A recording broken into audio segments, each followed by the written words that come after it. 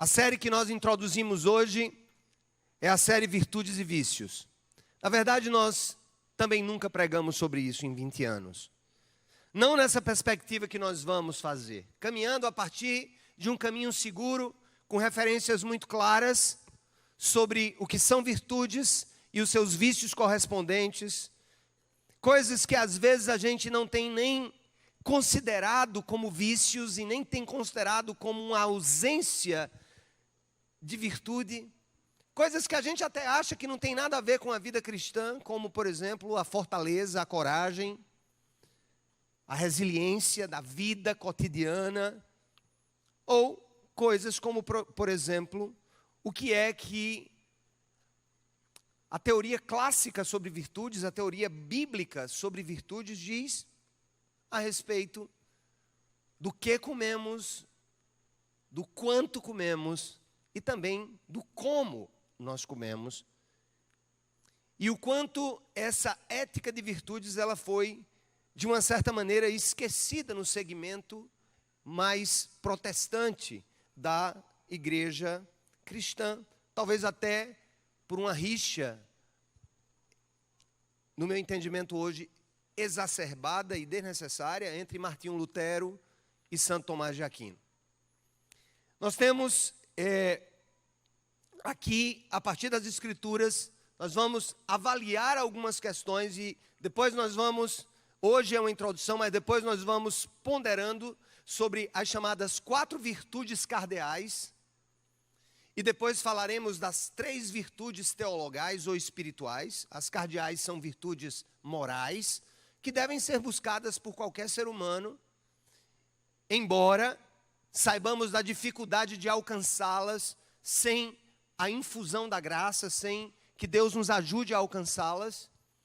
Mas as 3 virtudes que são presentes, são dadivosas, são presentes de Deus para nós, que são a fé, a esperança e o amor.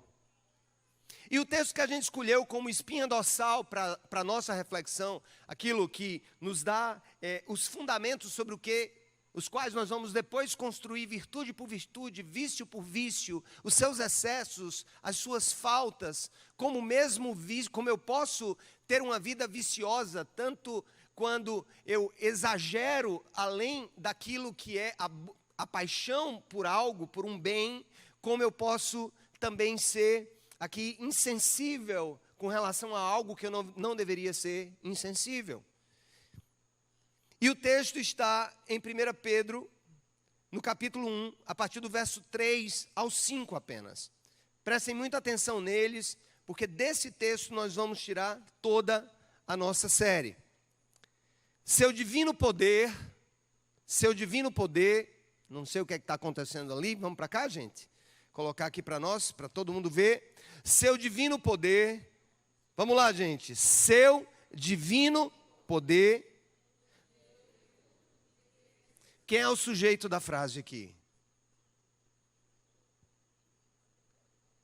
Quem é o sujeito dessa frase aí, gente? Seu divino poder. Certo? Seu divino poder. Então vamos começar. Poder de Deus. Ou Deus, porque ele confunde-se com a sua própria virtude. Seu divino poder, poder de Deus, nos deu o que, irmãos? Tudo de que necessitamos para 2 coisas. Para quê? Para a vida e para a piedade. Por meio de quem ele nos deu esse divino poder? Por meio do pleno conhecimento daquele que nos chamou para a sua própria glória, mas também nos chamou para a sua própria virtude. Dessa maneira, ele nos deu as suas grandiosas e preciosas promessas, para que por estas promessas, vocês, nós todos, se tornassem participantes da natureza divina. É o objetivo, é a finalidade desse poder em nós, para que a gente participe da natureza de Deus e fugissem da corrupção que há no mundo causada pela cobiça. Se a gente der um mergulho no pensamento clássico, na verdade lá no Velho Testamento, e se a gente for também para os filósofos gregos, os primeiros ali, que eu acredito profundamente foram usados por Deus para trazer verdades que fossem adquiridas a partir da racionalidade e não do coração, da emoção, mas a partir da racionalidade. Se a gente faz esse mergulho na filosofia grega, de Sócrates, Platão, Aristóteles especialmente, os estoicos que estão muito em voga, né? Muito em voga, Sêneca, Cícero, e esses que de vez em quando a gente vê uma frase, Epicuro. E especialmente nos ensinos do Novo Testamento, e depois, como intérpretes desse estudo, o filósofo Santo Agostinho, e finalmente, talvez o maior de todos eles, Tomás de Aquino, a gente vai observar que esse tema das virtudes é algo muito antigo. Mas que em algum lugar da história eu não saberia precisar para vocês, mas muito provavelmente, depois da Revolução Francesa, isso era visto como, sabe, engodo religioso ou coisa do tipo. Aquilo foi abandonado, as virtudes ou a ética das virtudes foi abandonada em nome de uma busca de um novo sistema que conduzisse o homem moralmente no mundo. E até hoje o mundo está perdido, porque ele soltou, é como se tivesse soltado, né, ali o seu porto seguro, que formou, e aqui eu não falo de cristandade, eu falo que formou o mundo, que formou o Ocidente, que levou o homem a um estado de desenvolvimento intelectual, filosófico, e aí a gente meio que perdeu-se nessa história toda, à procura de alguma coisa ou outra que fosse substituir, mas nós acabamos abandonando essa ética de virtudes que já vem lá de trás, que perpassa os escritos também do Velho Testamento, do Novo Testamento, e de alguma maneira isso foi para os ares, mas graças a Deus começou a voltar com muita força, especialmente nas últimas décadas, uma análise sobre as chamadas virtudes cardeais e sobre as virtudes teologais, especialmente as teologais ou teológicas ou espirituais, dentro mais, é claro, de uma abordagem cristã. O estudo das virtudes e de seus vícios correspondentes é uma maneira de nos avaliarmos em coisas que a gente está deixando até para lá, porque acha que é tolice. Nos avaliarmos diante do espelho e que nos leva a uma autoconfrontação. E essa autoconfrontação, ela é conduzida, obviamente, pela ação graciosa do Espírito Santo em nossa vida. O objetivo dessa série é levar a igreja a refletir sobre o quanto os nossos vícios morais, ou os nossos pecados, eles são sérios, muito sérios. Não apenas em uma perspectiva espiritual, de danação eterna, mas de desajuste psíquico, de desajuste emocional. O que a gente chama de pecado, que para alguns tem apenas uma conotação religiosa, uma convenção do que se deve e não se deve, com efeitos futuros, em um eventual julgamento, falariam os contrários à revelação bíblica, como se o problema do pecado, dos vícios morais, ele só tivesse repercussões na nossa vida espiritual. Não! Tem repercussões sim na nossa alma, no nosso agir. Muitos são responsáveis por muitos desajustes que nós vivemos. Eu até diria, por algumas categorias ansiosas, ou por algumas expressões depressivas, ou até mesmo, gente, podendo nos levar a extremos de outras patologias mentais e também sociais. Os vícios morais, e aqui é um dos pontos que eu quero que a igreja reflita, isso aqui não é conversa de pastor para ovelha. Isso aqui é conversa de gente que quer ser gente, como Jesus é, para gente que precisa ser gente, que precisa ser humano, como Jesus é. O texto que nós lemos aqui do apóstolo Pedro, nos ensina algumas questões básicas que nos conduzirão por toda a série, tá? Como eu já disse. E a gente vai estar sempre repetindo os ensinamentos de Pedro, pois eles servem como fundamento para a construção de tudo o que vamos estudar durante os próximos domingos. E dentre as conclusões iniciais desse texto, aí eu quero que a nossa equipe coloque aí 2 Pedro, capítulo 1, verso 3 primeiro, tá? Algumas conclusões, alguns princípios que vão nos conduzir nessa série sobre virtudes e vícios. A primeira coisa, gente, que eu quero dizer, é que uma vida virtuosa, autêntica e com intenções puras, ela depende do seu divino poder. É assim que Pedro está começando. O seu divino poder nos deu tudo, disse ele, o que nós precisamos. Para o quê? Para o quê, irmãos? Para a vida e para a piedade. Nos deu tudo. Então, a primeira coisa que nós temos que colocar em mente é que podemos sim buscar virtudes? Podemos. Mesmo sem termos uma vida com Deus, podemos. Porque elas são parte da moralidade humana. E toda pessoa que se esforçar para exercitar a racionalidade em um confronto com a emoção, quando a sua razão, quando o seu pensamento lhe disser, por exemplo, não é racional me embriagar. Você não precisa de nenhum versículo bíblico para isso. Mas quando você chegar nessa conclusão, não é racional me embriagar, ou não é racional viver com estados alterados de consciência, porque isso pode me levar a muitas consequências biopsicossociais e espirituais. Então, você começa a caminhar no caminho da virtude, independente da sua crença.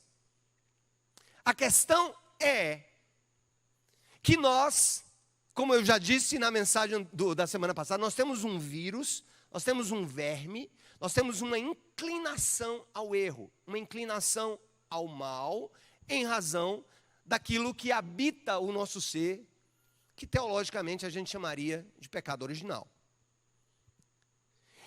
Para então que nós consigamos alcançar aqueles que são os padrões de excelência, porque virtude, se você quer uma outra palavra para virtude, que vem ali do grego areté, é excelência.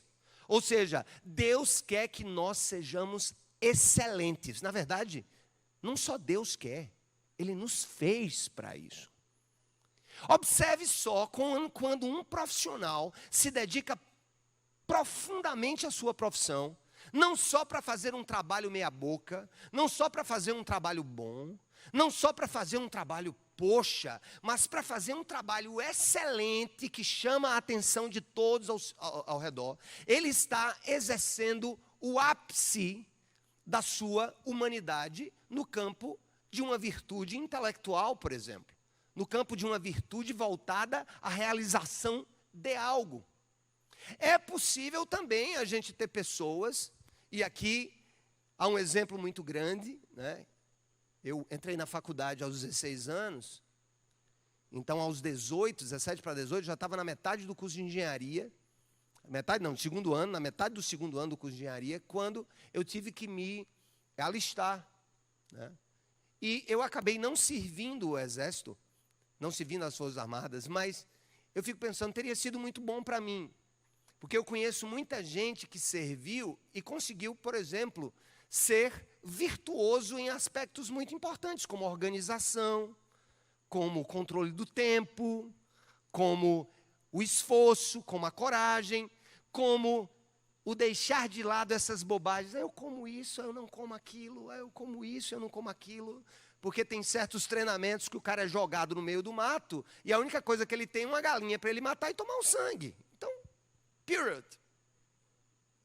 Então, nós podemos sim alcançar virtudes morais a partir do exercício da nossa racionalidade. O que um cachorro não pode, exercer atos morais. Tudo que um cachorro faz, inclusive de bacana, de bonitinho, é fruto ali, né, das suas potências inferiores à inteligência humana, típicas do treinamento mesmo, típicas do adestramento. Mas a questão é o seguinte, é que Pedro está dizendo que é o divino poder de Deus que nos dá tudo do que necessitamos para a vida e para a piedade, para que alcancemos a sua glória e a sua virtude. Precisamos estar bem claros aqui. Deus fez o ser humano à sua imagem e semelhança. O homem caiu, mas ele não perdeu a sua identidade com Deus, ainda que essa identidade não seja reconhecida, ou ainda que essa identidade não seja percebida. Mas o fato é o seguinte, o fato é que nós, como estamos num ambiente eclesiástico, e nós que dizemos que o Espírito Santo está em nós, e nós que dizemos que o Espírito Santo nos visitou neste ou naquele lugar, ou neste ou naquele culto, precisamos ter uma convicção. Nós temos, em razão da graça de Deus, uma capacidade de purificar mais as nossas virtudes e de sermos mais ainda levados pelo Senhor a alcançá-las, porque aí existe uma parceria, não entre eu e a minha razão apenas, mas entre eu, a minha razão e o Senhor de todas as coisas. É assim que a gente vai tentar construir a nossa visão de virtude, especialmente para dizer sim, Deus nos deu tudo o que nós precisamos, tudo o que nós necessitamos para a vida. Então a primeira coisa, a primeira conclusão é que foi Ele quem nos deu. E eu já disse, repita comigo, é o primeiro ponto, uma vida virtuosa, mais alto, uma vida virtuosa, autêntica e com intenções puras, depende do divino poder e não apenas da nossa capacidade humana. Na verdade, o dom da graça, o dom da salvação não depende em nada de nós, depende exclusivamente de Deus. Mas o nosso progresso em uma vida de virtude, aí sim, é um processo sinérgico entre nós e o Senhor, entre nós e o Espírito Santo. A salvação é monérgica, Deus nos salva, não é por obras, diz Paulo, para que ninguém se glorie. Contudo, após esse ato salvífico, que é exclusivo do próprio Deus, nós entramos agora em uma parceria do nosso lugar mais alto do ser humano, que é a potência mais superior da nossa alma, que é onde mora a nossa razão e o exercício da nossa vontade, junto com o poder do Espírito Santo. E pelo poder do Espírito Santo, nós vamos alcançando a virtude. Então esse é o primeiro ponto. O segundo ponto, nesse mesmo verso, coloca aí o verso, irmãos. Nesse mesmo verso, é que é por meio do poder de Deus que nós recebemos tudo de que necessitamos para a vida e para a piedade. Tudo que eu preciso para a vida e para a piedade. A vida tem a ver com a vida eterna, ou seja, eu recebo de Deus o repertório para a vida. Eu fui enxertado na videira, eu recebi a vida de Deus, a seiva de Deus, nós recebemos a vida eterna. Mas ao mesmo tempo, Pedro está dizendo que o que Deus nos dá é suficiente e necessário para a vida, mas também para uma vida piedosa, para a piedade. Às vezes a gente está tão ligado, ah, Deus me salva, ah, Deus me salva, amém. A igreja evangélica tem feito isso de uma maneira muito, muito bonita, respaldar a questão da graça, trazer a graça para o seu lugar devido. Mas a Bíblia está dizendo que Deus nos dá também o que nós precisamos para uma vida piedosa. Não só uma nova vida, mas uma vida de piedade. Aí sim, agora, uma vida de obras virtuosas. Então Pedro, no início ele diz que é dele que nós recebemos tudo o que precisamos para a vida e para a piedade, desse divino poder, para a salvação e também para a santificação da nossa vida. Terceiro, a maneira de alcançarmos isso é através, e aí vai para o quarto, verso 4, olha o que é que Pedro vai dizer no verso 4, no verso seguinte, ele vai dizer, dessa maneira, não, volta mais um pouquinho, gente, volta mais um pouquinho, perdão, no 3, volta para o 3, ainda estamos no 3. Seu divino poder nos deu tudo que necessitamos para a vida e para a piedade, por meio de quê, gente? Por meio de quê? Do pleno conhecimento de quem? De quem? daquele que nos chamou para a sua própria glória e também para a sua virtude. Pedro vai dizer o seguinte: o processo de crescimento virtuoso, ele acontece pela graça de Deus em nós, a partir do momento que nós vamos conhecendo o nosso alvo de vida. Quem é seu alvo de vida? Qual é o seu projeto de vida? Se você não tem um alvo de vida, por exemplo, eu quero ser saudável no quesito da minha moderação com relação à comida.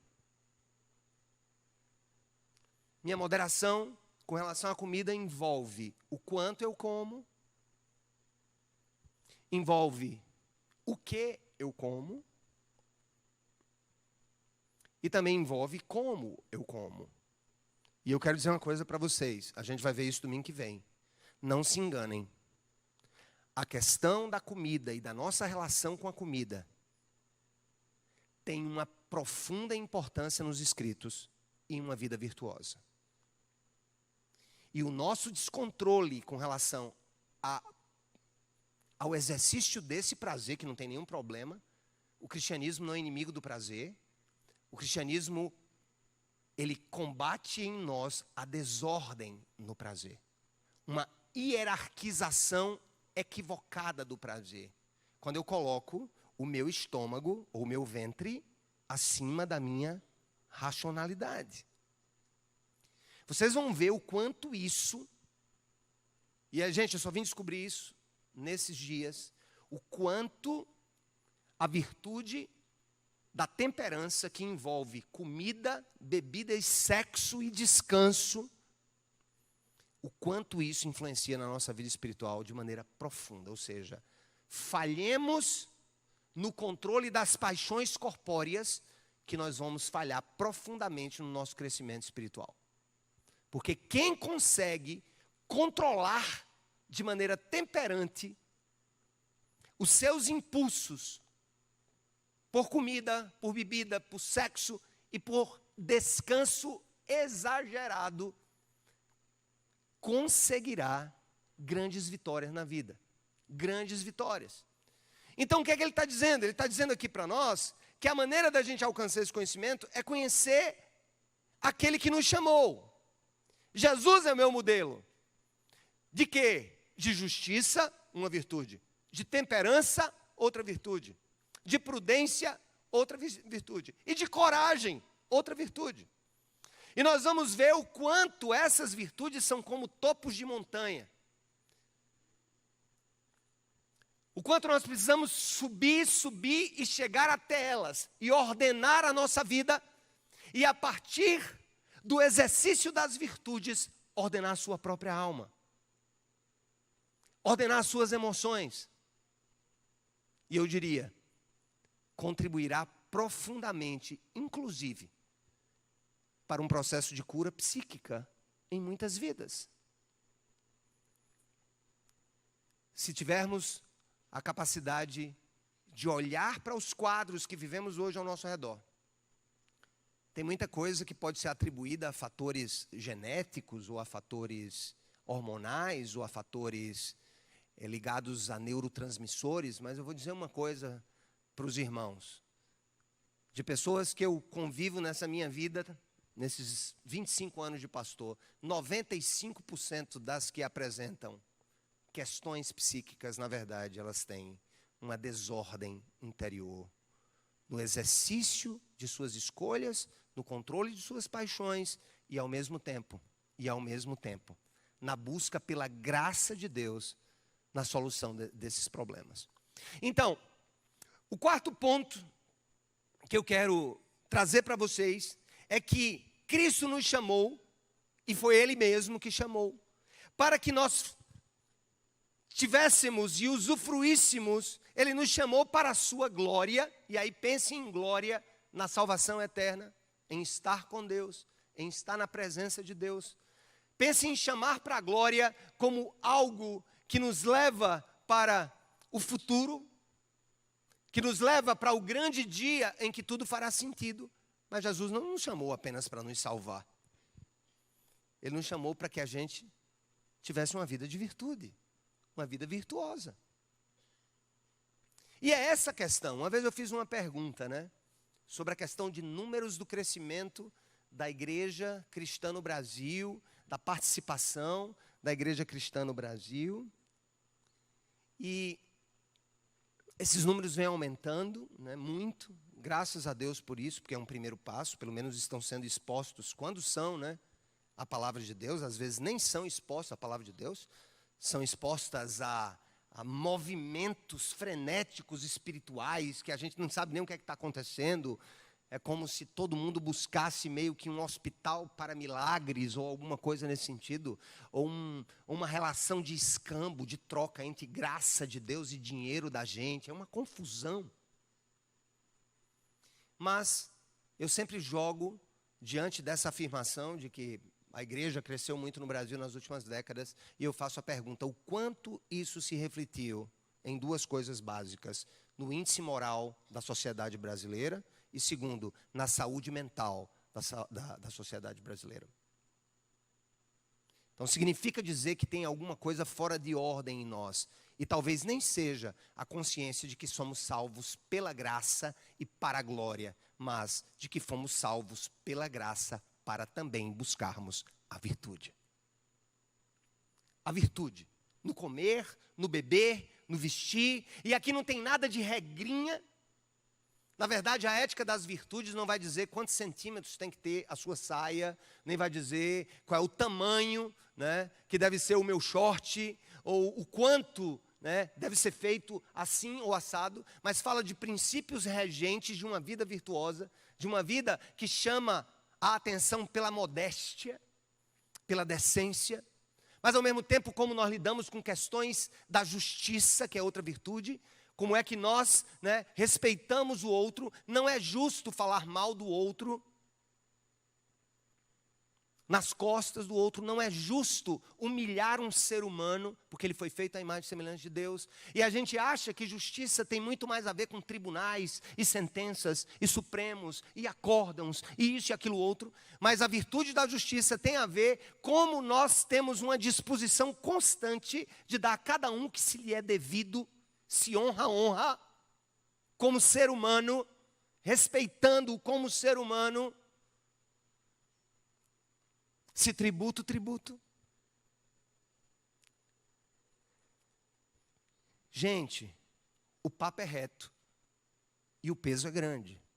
Deus não nos chamou apenas para nos salvar em uma perspectiva outromundista, mas Ele nos chamou para nos fazer virtuosos também, para corrigir aquela tendência, aquela inclinação ao erro, ao pecado, que talvez um homem ou uma mulher que não experimentaram a graça de Deus tenha muito mais dificuldade. É por isso que, por exemplo, eu conheço tanta gente que passou a vida num vício, fez tratamentos, tentou, fez a sua parte, tomou medicamento, se converte, entende a graça de Deus, entende o chamado à virtude e alcança uma força além dela, que não é dela, para alcançar esse propósito de virtude, de sobriedade, de abstinência. E Pedro está destrinchando tudo isso, nos dando muita esperança. Primeiro ao nos dizer muito claramente que o seu divino poder, ou seja, vem dele, nos deu tudo de que necessitamos para a vida e para a piedade, tudo, ele está dizendo tudo. O que eu preciso para ser piedoso, o que eu preciso para ter vida eterna já me foi dado. E isso através do pleno conhecimento daquele que nos chamou. Quem? Cristo nos chamou. E nos chamou para a sua glória, mas também para a sua virtude. O que é que significa Jesus me chamar para a virtude dele? Ele está dizendo: Sérgio, venha ser como eu. Eu não quero apenas te salvar, eu quero que você seja como eu. É por isso que a Bíblia diz que nós alcançaremos a estatura de quê? De varão, o quê? Perfeito. Deus não tem outro plano para nós, a não ser a excelência. Eu quero dizer para vocês, não tem outro, não tem plano B. Não tem meia boca. Não tem mais ou menos. Eu sou mais ou menos temperante, eu sou mais ou menos controlado na minha vida sexual, ou eu sou mais ou menos avarento. Não existe isso. Deus nos chamou para a excelência, para a superação. É difícil demais, Mas aí é que entra a graça. Esse poder que nos ajuda a viver a virtude a partir de um projeto dos céus sobre nós. Mas Jesus é o meu modelo. E aí, gente, nessa pregação introdutória, a gente percebe que o objetivo final do Senhor, bota aí, agora sim, o verso 4. Olha qual é o objetivo final do Senhor, lê aí. Vocês leiam aí, gente.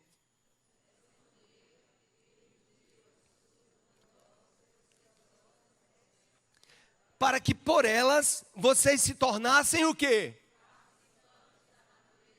Para que a gente se tornasse o quê, irmãos? Mais alto, qual é o objetivo final? Que sejamos o quê?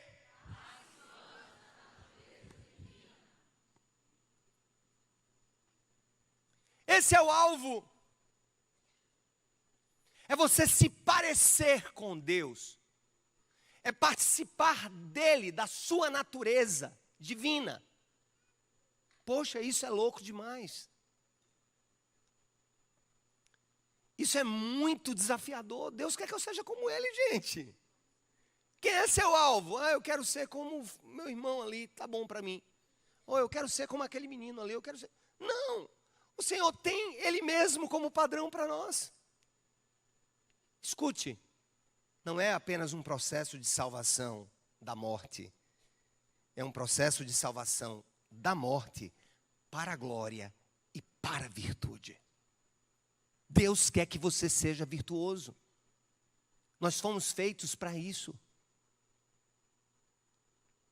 Se você não tem temperança, por exemplo, com relação ao prazer sexual, dentro de toda aquela modelagem, nós vamos falar disso, que Deus estabeleceu, você precisa ser mais racional com relação a isso. Aquilo que Deus te chamou para ser. E pedir a graça dele para que você seja. Quando a gente falar virtude por virtude, a partir do domingo que vem, vocês vão entender melhor isso. Mas o fato é o seguinte, só para resumir. Há virtudes ditas humanas ou morais, que são as chamadas virtudes cardeais. Prudência, capacidade de discernir, de pensar antes de agir, e de pensar de maneira responsável, e agir de acordo com o que pensa. Tem gente que pensa bem, reflete bem, mas age mal. Então não é prudente. A temperança, que tem a ver com a moderação dos prazeres do corpo, do comer, do beber, do sexo, do descanso. Eu vou dizer uma coisa para você. Tem gente que diz assim, não, a nossa vida é o descanso. Eu quero dizer o seguinte, muito tempo de rede pode ser um traço de desordem da virtude da temperança. Assim como trabalho sem descanso é uma desordem da virtude da temperança. Você que se orgulha de dizer, eu não paro de trabalhar, eu trabalho toda hora. 70 horas, papai, aqui por semana. Acordo já trabalhando. E se regozija nisso. Eu quero dizer uma coisa para você. Excesso de trabalho é falta de virtude. Assim como falta de trabalho é falta de virtude. Comer além do que se precisa é falta de virtude. E comer a menos do que se precisa é falta de virtude. Eu descobri nesses dias estudando que eu sou glutão. Então, pastor, você come muitos? Não, eu como rápido. Nunca pensei sobre isso. Comer rápido é uma expressão de falta de virtude, de moderação, de temperança. Sabe qual foi o meu desafio? Uma maçã que eu poderia destruir em 2 minutos. Eu peguei uma maçã essa semana e disse, não, o Senhor não vai fazer isso por mim. Ele não vai colocar uma trava na minha boca. Ele não vai colocar umas ligas na minha boca. Eu tenho que entender que Ele me deu inteligência e que não é porque o meu nutricionista ou quem quer outra pessoa me diga que eu devo ou não devo fazer isso. Eu devo comer devagar. É bom para a saúde, mas é bom também para o equilíbrio. Para que eu possa degustar aquilo, sabe qual foi o meu desafio? Comer uma maçã que eu normalmente comeria em 2 ou 3 minutos, em 30 minutos.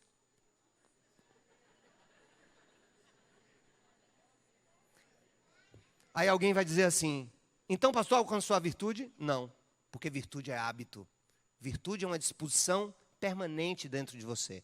Mas a partir do exercício, a partir da negação daquilo que nós queremos abraçar como sendo tranquilo e sem problema, eu vou remodelando a minha vida.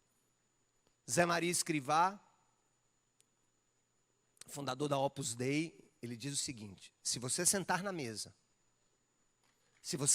numa mesa e não exercitar, ainda que a mínima capacidade de abstenção e de moderação, você perde a oportunidade de crescer na virtude. É sentar numa mesa e dizer assim, eu quero tanto comer isso aqui, eu não vou comer isso aqui, porque eu não vou comer isso aqui, porque o meu desejo de comer não pode ser o meu Deus. Que os senhores psicólogos e psiquiatras tratem como vocês acham que deve tratar, com redutor de apetite, o que quer que seja. Mas eu quero dizer uma coisa, sabedoria milenar, sabedoria das virtudes, vai dar para nós um remédio muito bom. É quando você disser para si mesmo que comer demais ou comer de menos é pecado contra a sua natureza, e quando você resolver, com uma decisão moral, mental e racional, dizer, não, o meu desejo de comer não é maior do que a minha racionalidade. E eu vou dizer não, e eu vou vencer. Louvado seja o nome do Senhor. Por que a gente não tem tratado isso nas igrejas?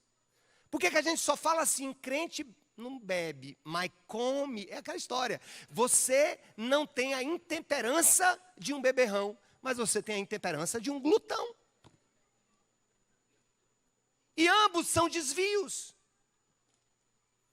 Ambos são falta do alcance da virtude. Isso é bom demais. Isso vai dar muita coisa para a gente discutir e debater. É massa. Muito massa. Quando a gente for avaliando cada coisa e a gente for se vendo no espelho, eu quero dizer uma coisa para vocês, até para a tranquilidade de vocês, não se preocupem. O primeiro analisando, a primeira pessoa que está sendo analisada à luz de uma terapia de virtude sou eu, viu? Não se preocupe. Eu não estou aqui para apontar o dedo para ninguém, eu já disse para vocês. Eu descobri que o ato de comer rápido e desordenadamente é um ato de glutonaria. Quem sabe a gente faz esse teste domingo que vem, traz uma maçã e o desafio é você comer em 2 horas.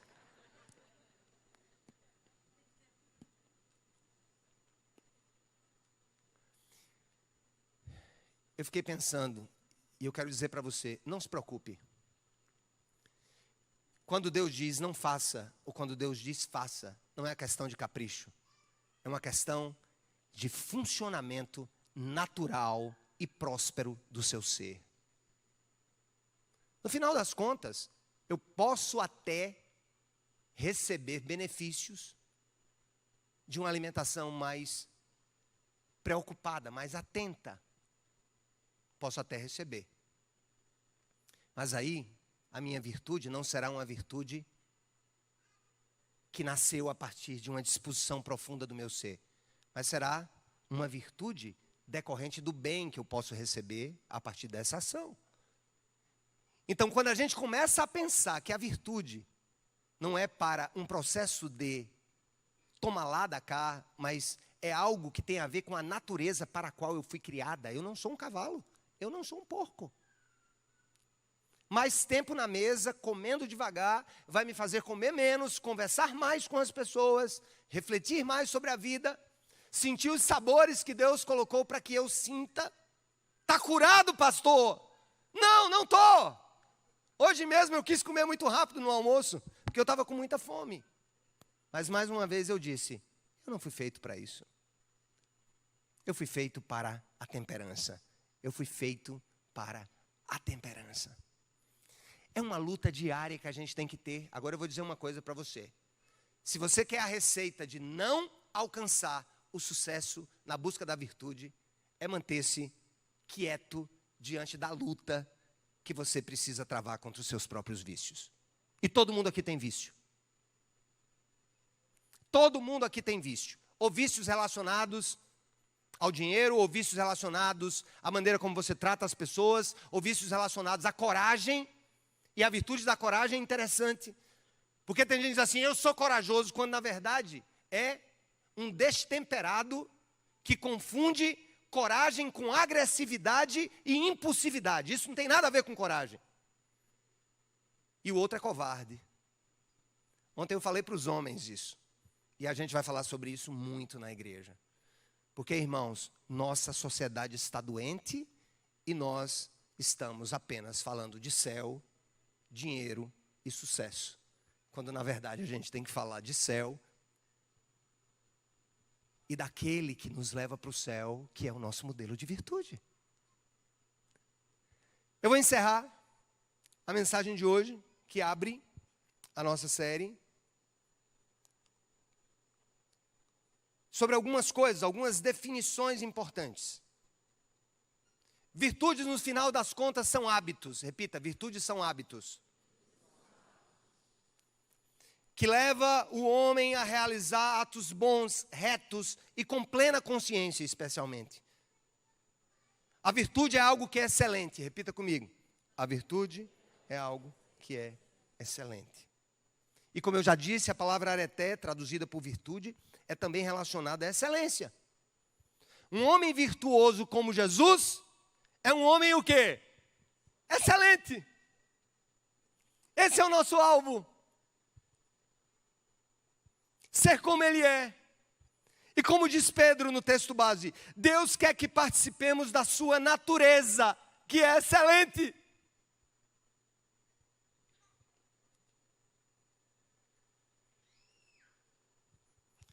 Estudaremos durante a série as virtudes cardeais ou morais, como eu já disse, temperança, justiça, fortaleza e prudência, bem como as chamadas virtudes teológicas, que são postas em nós como um presente da graça, que é a fé, a esperança e o amor, que ajuda no exercício das 4 virtudes cardeais.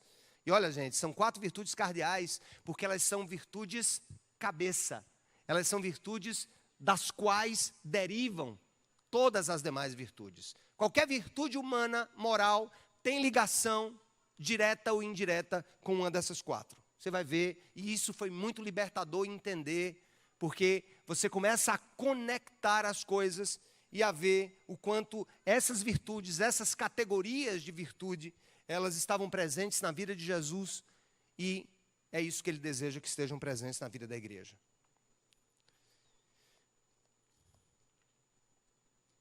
Deus quer que tenhamos uma vida em ordem. Quando a razão não nega a paixão, presta atenção, o cristianismo não nega paixões. Isso é um erro de uma interpretação equivocada do cristianismo da Idade Média. Não, nós não negamos paixões. A proposta do cristianismo não é negar a paixão. A proposta do cristianismo é ordenar a paixão a partir da racionalidade santificada pelo poder do Espírito Santo. É isso. O sexo é bênção, ordenadamente. A comida é bênção, ordenadamente. O beber é bênção, ordenadamente. O descanso é bênção, ordenadamente.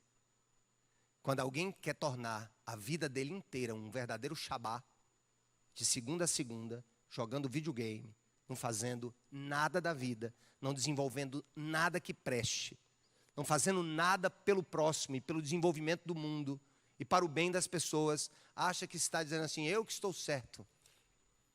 Deus fez o mundo e descansou no 7º dia. O problema é que o seu 7º nunca se torna 8º, né, meu irmão? Você está parado no 7º. E aí você vive a sua vida no 7º. Tenho certeza que tem gente aqui padecendo do vício da preguiça. Outros da procrastinação. Outros da intemperança dos olhos. Outros aqui do vício de pornografia. Outros aqui do vício da língua grande, destruidora, que mata a reputação de pessoas, que fere seres humanos feitos à imagem e semelhança de Deus. Eu tenho certeza que tem gente aqui medrosa, que não consegue nada da vida porque não quer se arriscar, não quer colocar a vida nas guerras que Deus quer para você, e você quer tudo de mão beijada, que às vezes não se submete a um projeto novo porque tem medo, covardia. O antônimo de coragem. Ah, como nós temos coisas a serem tratadas pelo Espírito Santo. E como eu quero ver os testemunhos como os meus, que agora estou tentando lutar com a maçã em 30 minutos. E os seus próximos. Eu quero que você tenha, durante essa série, a liberdade de nos escrever. Manda um inbox: pastor, venci a pornografia, venci a concupiscência dos meus olhos, venci. A minha racionalidade é maior do que os meus hormônios. Pastor, venci. Há quanto tempo que eu não estava no nutricionista querendo emagrecer? Vou para lá, efeito sanfona. Você vai virar efeito sanfona enquanto não houver uma alteração profunda na sua racionalidade a respeito desta questão, como virtude. Você pode. Eu quero dizer que você consegue. Eu quero dizer que a gente consegue. Porque Pedro disse que Ele nos deu todas as coisas que nós precisamos para a vida e para a piedade. Deus não mente, Ele nos deu todo o arsenal, toda a vida, mas nos deu a capacidade, gente, de tomar decisão. E mesmo com o Espírito Santo, como eu disse, Deus não vai botar uma mordaça na minha boca e vai dizer: coma devagar, meu filho. Nem uma molinha controlada por motor. Nem vai dizer a você, Deus não vai tirar o prato além do que você precisa da frente dos seus olhos. É você que vai dizer: eu sou dono do meu destino. O meu estômago não vai me matar, os meus olhos não vão me matar, a droga não vai me matar, porque Deus me fez racional e dono do meu destino, a partir da força e do poder dEle na minha vida. Aleluia! Deus nos deu tudo o que precisamos, tudo, para a vida e para a virtude, para a glória e para a virtude. Vai ser muito bacana. E eu queria fazer um acordo com vocês, para tudo que vai acontecer nesses próximos finais de semana. Sejam simplesmente sinceros com a realidade.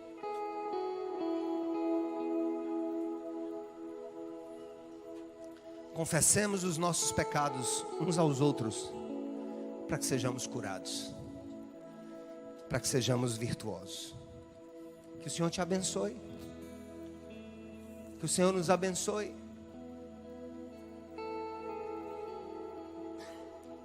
Porque Ele foi à cruz para que pudéssemos alcançar não só a vida eterna, mas a sua própria virtude. Ele é o meu modelo. Escuta, irmãos, há coisas na sua vida que nenhum terapeuta vai mudar, que nenhum remédio vai mudar.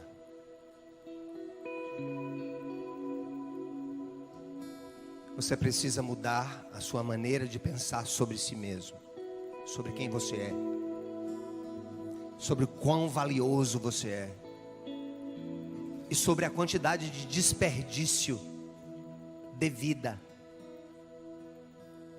e de plenitude que você está vivendo na sua vida. Digo e repito: eu quero ser o primeiro a ser tratado na série Virtudes e Vícios,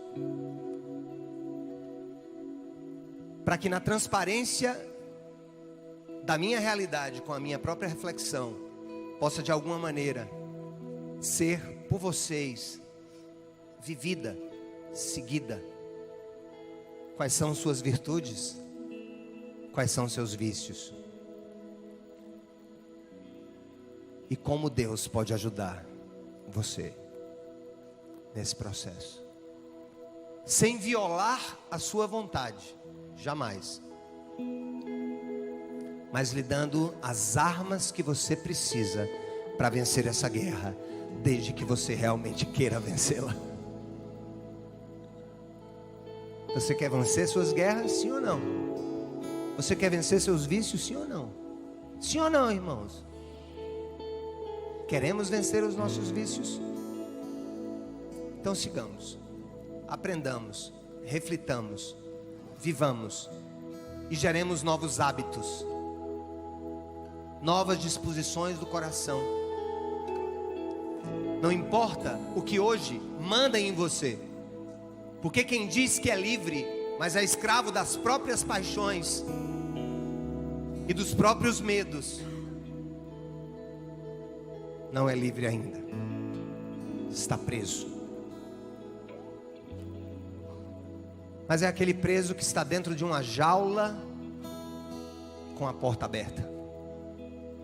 Eu quero dizer o seguinte: Jesus foi na cruz para abrir a porta da cela. Desejar continuar dentro dela é uma decisão sua. A porta está aberta. Saia. Viva. Resplandeça para a glória do Senhor. Olá, que bom que você assistiu essa pregação até aqui. Nós esperamos que de alguma forma essa mensagem tenha abençoado a sua vida. Nós esperamos que você possa compartilhar essa mensagem com outras pessoas. Se inscreva no nosso canal e nos siga nas redes sociais.